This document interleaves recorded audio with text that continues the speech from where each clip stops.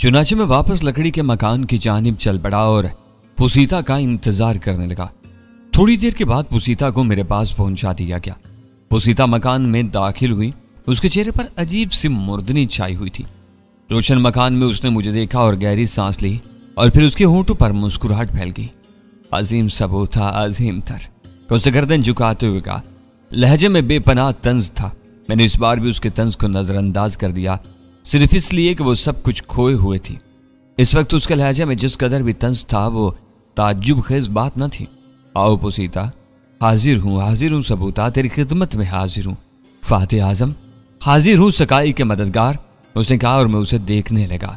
अब मुझे उस लड़की पर गुस्सा आने लगा था। बिला वजह तंज की बातें कर रही थी। हालांकि इन लोगों का हशर वही होना था जो हुआ था, लेकिन बहर सूरत मैंने उसे बर्दाश्त किया और इसका जायजा लेने लगा। तब वो आगे बढ़ी और मेरे नजदीक पहुंच गई। क्या हुक्म है आका, लिबास उतार दूं क्या? उसने अपने लिबास की तरफ हाथ बढ़ाते हुए कहा। पुसीता, एक बार फिर तुमसे कह रहा हूं कि होश में आओ, फजूल बातों से गुरेज करो। तुम क्या समझती हो, क्या तुम्हारे लोगों ने सकाई के लोगों पर कम मजालम किए थे? क्या तुम्हारे ख्याल में सकाई के लोग कभी इस काबिल नहीं हो सकते थे कि तुम्हारे मजालम का जवाब दे सकते? तुम्हारे लोगों ने इनके सदियों से आबाद इलाकों को उजाड़ कर रख दिया। क्या कुछ नहीं किया गया इनके साथ? और तुम्हारा क्या ख्याल है, क्या ये लोग तुमसे इंतकाम नहीं ले सकते? क्या इनमें वो कोई शान ना रहते? और अगर आज वो तुम पर बाजी ले गए हैं तो तुम इसका कसूरवार मुझे क्यों ठहरा रही हो? नहीं मेरे मालिक, मैं तो किसी को कसूरवार नहीं कह रही। अगर तुझे शिकवा है तो सिर्फ इतना कि तूने मेरे साथ वो सलूक रवा न रखा जो मेरा हक था। मैं नहीं समझा तुम्हारी मुराद क्या है, मैंने पूछा। मैं सिर्फ इन दिनों का हवाला देना चाहती हूँ जब तू शुमाना की तलाश में मेरे पास आया था और उसके बाद तूने मेरे लिए शुमाना को उठाकर पानी में फेंक दिया था। पुसीता, ये बात तुम्हारे इल्म में यकीनन होगी कि मैं शुमाना को चाहता था, उससे प्यार करता था, लेकिन वो मुझसे बरगश्ता थी। मैं उसे अपने काबू में लाने के लिए हर मुमकिन कोशिश कर रहा था और तुझ तक भी मैं उसी के लिए पहुंचा था। मैं बराह रास्त तेरे पास नहीं गया था। बहरहाल शुमाना मुझे मिल गई तो मुझे किसी और चीज की तलब न रही। मैं एक साफ सुथरा इंसान हूं और मैं तुझसे ये नहीं कहूंगा कि मैंने कभी तुझसे मोहब्बत नहीं की, लेकिन शुमाना मोहब्बत में तुझसे बाजी ले गई पुसीता, मैंने मुस्कुराते हुए कहा। और अब जबकि शुमाना तुम्हारी जिंदगी से निकल गई है, वो मर चुकी है, तो तुम मुझसे दोबारा ताल्लुकात इस्तवार करना चाहते हो। लेकिन तुमने ये सोचा कि मैं भी इंसान हूं, तुम मेरे ऊपर मुकम्मल तौर पर कादिर हो। तुम चाहो तो मेरे जिस्म की धज्जियां बखेर कर फिजा में उड़ा सकते हो, तुम मेरे बदन को नचोड़ सकते हो, मेरी शक्ल बिगाड़ सकते हो, मुझे इस जगह जलील कर सकते हो, लेकिन तुम मेरा दिल जीत सकते हो ना तुम मेरे लिए कुछ कर सकते हो। बोला क्या तुम मेरा दिल जीत सकते हो? मुझे इस जगह जलील कर सकते हो, लेकिन तुम क्या मेरा दिल जीत सकते हो? बोलो, क्या तुम मेरा दिल जीत सकते हो? पुसीता, मैं तुम्हारा दिल नहीं जीतना चाहता। सुनो, मैं सकाई में अजनबी हूं। इस इलाके के लोगों से मेरा कोई ताल्लुक नहीं है, ये मैं तुम्हें बता चुका हूं। और आखिरी बार मैं तुमसे कह रहा हूं कि इन सारे मामलात में मुकम्मल तौर पर मेरा दखल नहीं है। इन लोगों को यही करना था जो उन्होंने किया। अब मैंने जो कुछ तुमसे कहा है वो सिर्फ हमदर्दी की शक्ल में है। अगर तुम चाहो तो मैं तुम्हें सहारा दे सकता हूं, तुम चाहो तो मैं तुम्हें यहां से निकाल कर ले जाऊंगा। हम इस जगह को छोड़ देंगे। मुझे जवाब दो, क्या तुम मेरे साथ चलना पसंद करोगी? मैं पुसीता ने कुछ कहना चाहा, लेकिन फिर जज्बात की शिद्दत से उसकी आवाज न निकल सकी। मैं उसे बगौर देख रहा था। मैं तुम्हारा जवाब चाहता हूं पुसीता। इस वक्त तुमने मुझे क्यों बुलाया था सबूता? मैं तुमसे यही मालूम करना चाहता था। और कोई हुक्म मेरे लिए? नहीं पुसीता। तुम मुझसे यह सवाल क्यों कर रहे हो सबूता?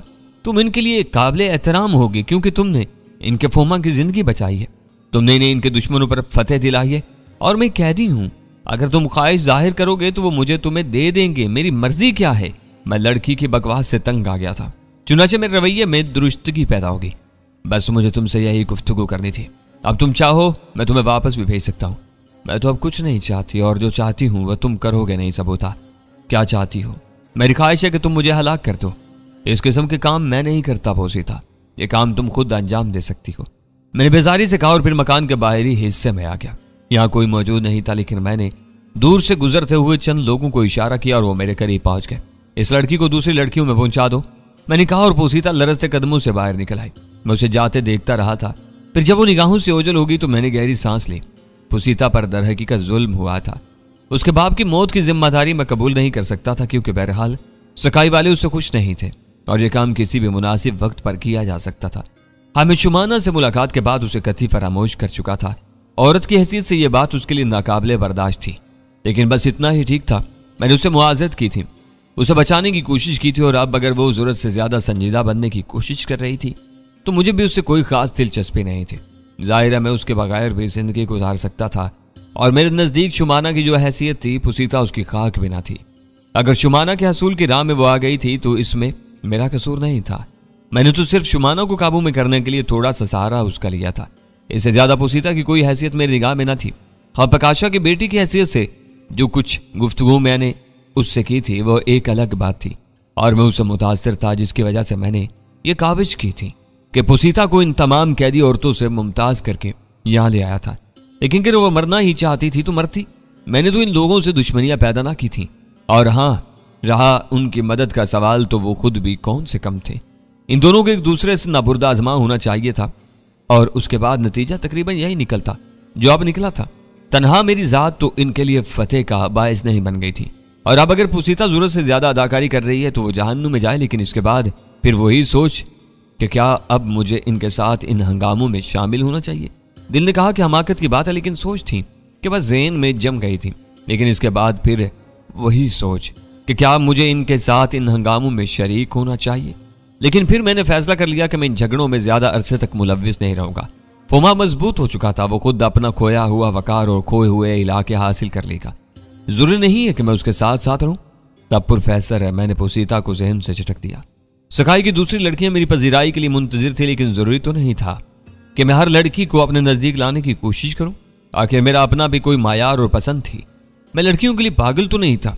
चुनाचे मेरे ज़हन में नफरत सी पैदा हो गई, और इस दौरान मैं हकीम हाकू और फोमा से भी नहीं मिला। दूसरा दिन, तीसरा दिन, चौथा दिन, पांचवा दिन भी गुजर गया। मैं अभी तक फोमा से नहीं मिला था, लेकिन संजीदगी से सोच लगा था कि अब यहां नहीं रहूंगा। दूसरी जानिब फोमा और काकू हैरान थे कि मैं कहाँ रहता हूँ। एक आध बार हकीम हाकू से मुठभेड़ हुई, लेकिन मैंने उससे यही कहा कि मैं इन दिनों आजाद रहना चाहता हूँ। चुनाचे छठे दिन फोमा और हकीम हाकू खुद मेरे पास आए। फोमा के चेहरे पर अजीब से तासुरात थे। सबूता, क्या बात है, तुम हमसे अलग अलग रहने लगी हो? क्या किसी मसले में कोई नाराजगी तो नहीं हो गई? नहीं फोमा, ऐसी कोई बात नहीं है, मैंने जवाब दिया। फिर हम तेरे मशवरों और तेरी मुलाकात से महरूम क्यों है सबूता? फोमा ने पूछा। बस मैंने सोचा कि तुम मकामी मामलात सुलझा रहे हो, इसलिए मैंने तुम्हारे दरमियान मुदाखलत नहीं की। इसके बावजूद सबूता, हम तो इस रहनुमाई के ख्वाहिशमंद रहते हैं। मेरी तो कुछ और ही ख्वाहिश थी। मैंने कहा, क्या सबूता? यही कि मैंने महसूस कर लिया है कि अब तुझे मेरी जरूरत नहीं रही, मैंने पुरख्याल अंदाज में कहा। और सबूता, ये ख्याल तेरे ज़हन में कैसे आ गया? हालात के तहत फोमा, मैं देख रहा हूं कि तेरे सरदार तेरे मिशन की तकमील के लिए चारों तरफ फैल गए हैं, और बिलाशुबा वो ऐसी मजबूत कुव्वतें लेकर सामने आएंगे कि शिकाया के लोग कोई मुदाखलत न कर सकेंगे, और तू बआसानी इन्हें शिकस्त दे सकेगा। इसलिए अब यहाँ मेरी क्या जरूरत है? मैंने कहा। मैं हैरान हूं सबूता, तुझे देवता की कसम मुझे बता, तुझे किस शख्स से शिकायत हुई है? तूने क्यों ये बात सोची है? फोमा ने परेशानी से कहा। ऐसी कोई बात नहीं फोमा, मैंने बताया ना कि मैं किसी शिकायत के तहत कभी यहां से जाने वाला नहीं था। बस अब मेरा दिल चाहता है कि मैं तुम लोगों का साथ छोड़कर अपने लिए दूसरे रास्तों का इंतखाब करूं। आखिर क्यों सबूता, आखिर क्यों? फोमा परेशानी से बोला। मैं कह चुका हूं फोमा कि जो कुछ मुझे तेरे साथ करना था मैंने किया, और तू इतना ताकतवर है कि अपने बल पर कुछ कर सके, इसलिए अब मैं यहां रहना नहीं चाहता। सबूता, ऐसी बात न कहे। मैं तो इस बात का ख्वाहिशमंद हूं कि तू बाकी जिंदगी हमारे साथ ही गुजार। खाओ, ये कैसे मुमकिन है फोमा? तूने महसूस किया होगा कि मैंने इत्तेफाकिया तौर पर तुझसे मिलकर तेरी मदद की, और न जाने कितने लोगों को अब भी मेरी मदद की जरूरत हो। चुनाचे मेरा ख्याल है कि तू मुझे मेरे हाल पर छोड़ दे और तू अपने इस इलाके पर मुकम्मल कब्जा करने की कोशिश कर। मेरा ख्याल है कि इसमें तू नाकाम नहीं रहेगा। मुझे उम्मीद है कि तू अपने सरदारों और नायबों से मिलकर जरूर अपने इलाके वापस ले लेगा, चूंकि तेरे साथ आवाम की कुव्वत है। और यह बात हमेशा मेरे सामने आई है कि जिन हुकूमतों को आवाम का सहारा हासिल होता है उन्हें हर तरह से कामयाबी नसीब होती है। तुझे मुबारक हो फोमा, तेरी आवाम तेरे लिए बहुत बड़ा सहारा है। नामुमकिन सबूता, मैं तुझे नहीं जाने दूंगा। तू मुझे सिर्फ ये बता कि तुझे तकलीफ क्या है? फोमा ने बच्चों के से अंदाज में जिद करते हुए कहा, और मेरे होंठों पर मुस्कुराहट फैलकी। मैंने हकीम हाकू की तरफ देखा। हकीम हाकू, तुम क्यों खामोश हो? इसलिए सबूता कि मैं तेरे जाने की वजह समझता हूँ। क्या मतलब? हाँ सबूता, दिल जब वीरान हो जाता है तो बस्तियां भी वीरान मालूम होने लगती हैं। मैं जानता हूं तेरा यहां दिल न लगता होगा, और मुझे यह इल्म है कि तू औरत परस्त इंसान है, बल्कि शायद अपनी औरत को हमेशा के लिए अपना लेने का आदी है, और शुमाना मर चुकी है। हाँ तो यह बात है। फोमा ने गहरी सांस लेकर कहा और फिर बोला, सबूता, मैं शुमाना को वापस नहीं ला सकता, लेकिन खुद सकाई और मेरी बस्ती शिकाया की कोई भी लड़की अगर तेरे ज़हन तक पहुंचने में कामयाब हो जाए तो यह मेरी खुशबख्ती होगी, और इस लड़की की भी कि वो अपने अजीम शख्स के साथ जिंदगी गुजार कर अपनी अहलियत साबित करे। मेरी दिली ख्वाहिश सबूता की तरह ज़हनी खला पुर हो जाए। और मुझे हंसी आ गई। कितना सादा था ये शख्स जिसने दुनिया की इंतहा औरत को समझ लिया था। बहरहाल मैं इसकी बात सुन लेने में कोई आर न समझता था। फोमा कह रहा था, सबूता मैं वादा करता हूं कि नामा के साथ वो लम्हात नहीं गुजारूंगा जो तू शुमाना के बगैर गुजारेगा। मेरी दिली ख्वाहिश है कि तू हमेशा हमारे साथ रहे, और मेरी दरख्वास्त है कि तू अपने आप को इस माहौल में जम करने की कोशिश कर। फोमा और हकीम हाकू की गुफ्तगू के बाद मैंने यही नतीजा अखज़ किया कि ये लोग मुझे खुशी से जाने न देंगे, चुनाचे यही बेहतर है कि खामोशी से यहां से चला जाए।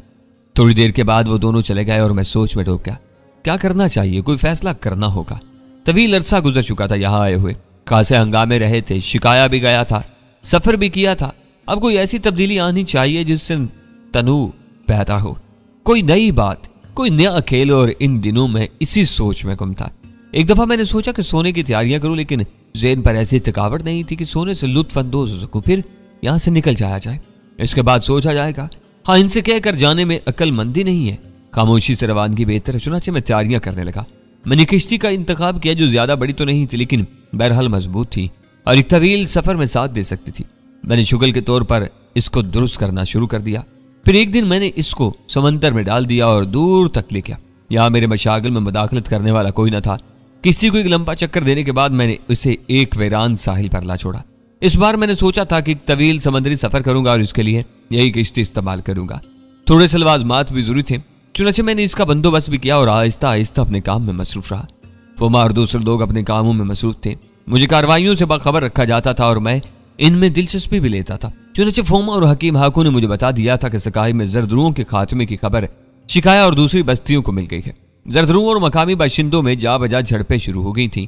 किसी जगह ये झड़पें खतरनाक शक्ल भी इख्तियार कर गई थीं और सरदारों ने गुरीला जंग शुरू कर दी थी। बहरहाल फोमा की जिंदगी की खबर और उसके नाम ने लोगों में जिंदगी की लहर फूंकती थी। फोमा के सरदार बरकरफ्तारी से तैयारियां कर रहे थे।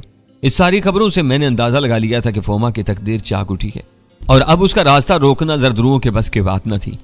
ये लोग मेरी खुशनुदी के लिए भी कोशां थे और कई बार दिलचस्प हरकतें भी कर चुके थे, जिनका तज़किरा ज्यादा दिलचस्प नहीं है। बस ये समझ लो प्रोफेसर कि सकाई की कई हसीनाओं ने शुमाना की जगह लेने की कोशिश की थी और हकीम हाकू और फोमा के इमाम पर मेरे नज़दीक बहुत सारी लड़कियां आई थी, लेकिन वो आम औरतें थीं और मुझे सिर्फ औरतें दरकार नहीं थी। ना इस सिलसिले में परेशान था मैं, चुनाचे मैंने इनमें से किसी से दिलचस्पी का इजहार नहीं किया और हस्बे मामूल अपने काम में मगन रहा। फिर एक शाम जब मैं समंदर के किनारे मकान में समंदर की लहरों को देख रहा था कि कोई मेरे नज़दीक पहुंच गया। कदमों की चाप पर मैंने पलट कर देखा तो पुसीता को देखकर मुझे हैरत हुई। ओ पुसीता, मैंने उसे पुकारा। हाँ सबूता, मैं आ गई हूँ। खैरियत है पुसीता? हाँ ठीक हूँ। इस दौरान तुम्हारे बारे में सोचती और तुम्हारा इंतजार करती रही हूँ। इंतजार?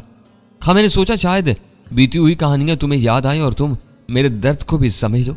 कौन सा दर्द पुसीता? मैं भी तुमसे मोहब्बत करती थी, उसने सिसकी से लेकर कहा। हाँ मुझे अंदाजा है, और तुमने मेरे साथ बहुत अच्छा वक्त गुजारा था। तुमने मुझे नजरअंदाज कर दिया, लेकिन मैं तुम्हें नहीं भुला सकती। ठीक है पुसीता, मैंने खुलूस से काम लेकर तुम्हें सारी तफसीलात बता दी थी। हाँ, वो जिंदगी में भी खुश नसीब थी और मरने के बाद भी, और मैं वो फीके अंदाज में हंस थी। मैं खामोशी से उसकी शक्ल देख रहा था। मैं इस वक्त भी तुम्हारी मोहब्बत के असूल में नाकाम रही थी और अब भी नाकाम हूं। मैं इस बार भी खामोश रहा। जाहिर है मैं उसकी बात की तरदीद करना नहीं चाहता था। क्यों सबूता, मैंने गलत तो नहीं कहा? पुसीता ने मुझे खामोश पाकर मुखातिब करते हुए कहा। पुसीता, मैं बार बार तुमसे कह चुका हूं कि अब शुमाना का जिक्र बेकार है। अब अगर तुम उसकी हैसियत का अंदाजा कर लेना चाहती हो तो तुम्हें इस बात से अंदाजा लगा लेना चाहिए कि मैं उसकी तलाश में तुम तक पहुंचा था, और मैं बार बार ये अल्फाज कहकर उलझन महसूस कर रहा हूं। मैंने बिगड़े लहजे में कहा। लेकिन वो कौन सा वक्त था सबूता जब तूने मेरी खातिर शुमाना को पानी में फेंक दिया था? पुसीता जज्बातियत से बोली। मैंने कहा ना पुसीता, ये सब शुमाना की मोहब्बत हासिल करने के लिए किया गया था। आज वो दुनिया में नहीं है, वो मर चुकी है, तो मैं उसके लिए तारिक दुनिया भी नहीं हुआ। हाँ, मैं खामोशी से ये बस्ती छोड़ रहा हूं और मैंने फैसला कर लिया कि यहां से कहीं और चला जाऊंगा। ओह, तो क्या तुम अपने दोस्तों के मिशन की तकमील में उनके सामने या उनके साथ शामिल ना होगे? पुसीता ने पूछा। नहीं, ये फैसला मैंने तुमसे गुफ्तगू के बाद किया था। मुझे इस बात का अफसोस तो है कि मैं इस मामले में जिस कदर मुलव्विस हो गया हूं वो कुछ ज्यादा है। फोमा इस इलाके का असल हुक्मरान है। उसे इसकी बस्ती वापस मिल जाए और अजराहे इंसानियत में उस बात से खुश जरूर हूंगा, क्योंकि तुम्हारी बस्ती वालों ने फोमा के लोगों को गुलाम बनाने में कोई कसर न छोड़ी थी। लेकिन जवाबी मजालम में मैं कम अज कम फोमा के साथ शरीक नहीं हूंगा। तुम्हारा बाप मारा गया, तुम्हारे साथ जुल्म हुआ और इसका मुझे अफसोस है। चुनाचे मैंने यही फैसला किया है कि मैं यहां से चला जाऊं। पुसीता, दरअसल मैं यहां रहना नहीं चाहता, मैंने उलझे हुए अंदाज में कहा। और क्या तुमने इस बात की इत्तला इन लोगों को दे दी है? पुसीता ने तेज नजरों से मुझे देखते हुए कहा। इन लोगों से क्या मुराद है, क्या फोमा? हाँ, उसने जवाब दिया। देखो पुसीता, मैं तुम्हें पहले भी बता चुका हूं कि मैं एक कवारा गर्द की हैसियत से यहां तक का निकला था। इन लोगों के मसाइल में शरीक होने से सिर्फ खलूस का दखल था। मैं किसी का महकूम नहीं हूं, फोमा हो या कोई और। मैं अपनी मर्जी का मालिक हूं, जब तक दिल चाहता है करता हूं, और जब मेरा दिल कहीं रहने को ना चाहे फिर मुझे कोई रोक नहीं सकता। मैंने फोमा से तज़किरा किया था, लेकिन फोमा इखलाकी पाबंदियां लगाने लगा। चुनाचे मैंने फैसला किया कि इन्हें इतला देने की जरूरत भी नहीं है। ओह सबूता, मैं शुमाना की जगह तो नहीं ले सकती, लेकिन मैं उसकी याद तो तुम्हारे ज़हन से बुलाने की कोशिश करूंगी। सबूता, मैं तुम्हारे साथ चलूंगी, क्या तुम मुझे अपने साथ ले चलोगे? पुसीता, मैंने उसे गहरी नजरों से देखा। मैं चाहता था कि तुम्हें साथ ले चलूं, लेकिन बहरसूरत तूने जाना पसंद न किया। तो अपनी मर्जी की मुख्तार थी, और अब अगर तो अपनी मर्जी से मेरे साथ चलना चाहती है तो ठीक है। शुमाना मर चुकी है, मैं ये तो नहीं कह सकता कि मैं उसकी जगह तुझे दे दूंगा, लेकिन बहरसूरत वो अनोखी शख्सियत के मालिक थी। लेकिन वो मर चुकी है और मैं भूल जाने में ज्यादा दिक्कतें महसूस नहीं करता। अगर तू मेरे साथ चलना चाहती है तो मुझे कोई एतराज भी नहीं है। हाँ सबूता, मैं तुम्हारे साथ चलूंगी। पुसीता जज्बाती अंदाज में आगे बढ़ी और मुझसे लिपट गई। मैंने भी उसे धुतकारना मुनासिब ख्याल न किया। जाहिर अब उसकी जरूरत भी ना रही थी। अगर वो मेरे साथ चलना चाहती थी तो ठीक था, जाहिर है वो मेरे लिए नई औरत होती। तब मैंने पुसीता से पूछा, तो कब चलेगी पुसीता? बस सबूता, जब तू चाहे, अब से थोड़ी देर बाद। मैंने मुस्कुराते हुए कहा, वो चौंक पड़ी। लेकिन चलने का जरिया क्या होगा सबूता? ये तो मेरे ऊपर छोड़ दे, मैंने जवाब दिया। गोया तेरी तैयारियां मुकम्मल हैं। ऐसा ही समझ ले पुसीता, मुझे किसी भी सिलसिले में तैयारियां करने में कोई खास मुश्किल पेश नहीं आती। तो ठीक है सबूता, मैं तैयार हूं, उसने कहा, और मैं उसको देखते हुए मुस्कुराने लगा। अच्छा है मुझे तनहा सफर नहीं करना पड़ा था। एक ऐसा साथी मिल गया था जिसके साथ सफर की दिक्कतें काफी हद तक कम हो सकती थी। चुनाचे मैंने उसके साथ अपना रवैया बदल लिया और उसकी खुश नूदी हासिल करने के लिए उससे मुख्तलिफ बातें करने लगा। अभी मैं देर से रवाना होना चाहता था। इलाकों में कुछ थोड़ी बहुत चहल पहल हो गई थी। मैं चाहता था कि खामोशी से यह इलाका छोड़ दूं। चुनाचे जब रात गहरी होगी तो मैं पुसीता का हाथ पकड़कर इस वीरान साहिल की जन्म चल पड़ा, जहां मेरी किश्ती मौजूद थी। रास्ते में मैंने उससे पूछा, एक बात तो बता पुसीता। पूछो सबूता, उसने आमादगी से कहा। तुझे कैदी औरतों के साथ ही रखा गया था? हाँ सबूता, मगर इस वक्त तुझे आने की इजाजत कैसे मिली? क्या मतलब सबूता, मैं नहीं समझी। क्या तू इन लोगों से छुप कर आई है? क्या इन लोगों ने कैदी औरतों को इतनी इजाजत दी है कि वो जहां चाहें आ जा सकती? नहीं सबूता, तुझसे गुफ्तगू करने के बाद इन लोगों की ये मेहरबानी भी मेरी समझ में आ गई है। किन लोगों की? मेरी मुराद हकीम हाकू और इंतजामिया के उन लोगों से है जो कैदी औरतों के हुक्मरान हैं। ओहो, वो क्या हमदर्दी है। बस वो लोग मेरे पास आए और मुझसे पूछा, मैं सबूता से मिलना चाहती हूँ। मुझे ताज्जुब तो हुआ था, लेकिन फिर हकीम हाकू ने कहा कि अगर मैं सबूता के पास जाना चाहूँ तो मुझे वहां पहुंचा सकता है। और फिर वो मुझे कैदी औरतों के हाथे में से निकाल लाया। उसने मुझसे कहा कि मुझे कोशिश करनी चाहिए कि सबूता माजी भूल जाए और वो शुमाना की हर बात को, हर याद को दिल से निकाल दे। और अगर मैं इस तरह कोशिश कर सकूं तो मैं एक बाइज्जत जिंदगी हासिल कर सकती हूँ। मुझे सबूता की औरत की हैसियत से एक आलीशान महल मुहैया किया जाएगा और वहां पर हर तरह से पजीराई होगी। खौ ये पेशकश तुझे हकीम हाकू ने की थी। कहाँ सबूता, इस वक्त उसकी वजह मेरी समझ में नहीं आई थी। आज आ गई। क्या तूने यहां से बेजारी का इजहार किया था? क्या तूने जाने की ख्वाहिश जाहिर की थी? खां वो लोग मुझे यहां से नहीं जाने देना चाहते, मैंने जवाब दिया। तो उनके लिए बुनियादी हैसियत रखता है सबूता। तूने खुद को नई जिंदगी बख्शी थी और तेरे ही मशवरों से उन्होंने बड़े बड़े मार के सर किए। और ये बात तुझे कैसे मालूम पुसीता? मैंने पूछा। मेरा बाबा तुम्हारी तरफ से तशवीश में मुब्तला था। हमने तुम्हारे बारे में पूरी मालूमात हासिल की थी और हम परेशान थे। बाबा अक्सर कहता था ये अजनबी हमारे लिए खतरा बन सकता है। मैंने गर्दन हिलाई। हम लोग किश्ती के नजदीक पहुंच गए। समंदर में चारों इतराफ तारीकी छाई हुई थी। मौजों की सफेद लहरें सर उभार रही थी, डूब रही थी। किश्ती हमारे इंतजार में थी। पुसीता इसे देखने लगी और फिर इसने एक गहरी सांस ली। क्या सोच रही हो पुसीता? और कुछ नहीं सबूता, इस इंसान का जहन ख्यालात की आमाजगाह होता है। इस जमीन पर मैंने बहुत सी बातें सोची थी। मैंने यहाँ जिंदगी गुजारने के अनगिनत ख्वाब देखे थे, लेकिन ख्वाब कोई हकीकत नहीं रखते। हाँ, मैंने मुख्तसरन कहा और किश्ती समंदर में डाल दी और फिर मैंने पुसीता को इसमें सवार करवाया और फिर खुद भी बैठ गया। मैंने अभी बादमान नहीं खोला था और मेरे बाजू किश्ती को समंदर में दूर ले जाने लगे। पुसीता खामोश थी, मैं भी खामोशी से अपने काम में मसरूफ था। खुद मेरा ज़हन भी इस वक्त ख्यालात से आज़ाद नहीं था। यूं तो मेरी जिंदगी बेशुमार हादसात और वाकयात से आबाद थी। बहुत से लोगों को मैं इस अंदाज में छोड़ चुका था। मुझे यकीन था कि मेरी गुमशुदगी और मेरे चले जाने के ख्याल से फोमा को जबरदस्त यानी झटका लगेगा, लेकिन अब उसकी तहरीक इतनी कुव्वत हासिल कर चुकी थी कि उसे नुकसान नहीं पहुंच सकता था और वो बहरहाल जल्द या बादेर अपना इख्तिदार हासिल करने में कामयाब हो सकता था। रही मेरी बात, तो मैं हर किस्म की जिम्मेदारियां सिर्फ अपनी पसंद के मुताबिक कबूल करता था। मेरे अंदर लचक उस वक्त तक रहती जब तक मैं चाहता। इसके बाद मैं किसी इखलाक की जिम्मेदारी या इक़दार को कबूल नहीं करता था। और इस बार भी यही कैफियत थी। वो लोग अपने मामलात में शिद्दत से उलझे हुए थे। हकीम हाकू से भी अब हसूल इल्म नामुमकिन था, क्योंकि उनकी जद्दोजहद तवील थी और जल्द खत्म हो जाने वाली नहीं थी। इसलिए अब यहां से चल देना ही बेहतर था। और फिर पुसीता की कैफियत देखने के बाद मुझे यह अंदाजा भी हो रहा था कि मैं फोमा की हमदर्दी में कुछ लोगों का दुश्मन बन गया हूं, जबकि इन्हें मुझसे कोई प्रकाश नहीं थी। इसलिए अब यही बेहतर था। सबूता, पुसीता की आवाज ने मुझे ख्यालात से चौंका दिया।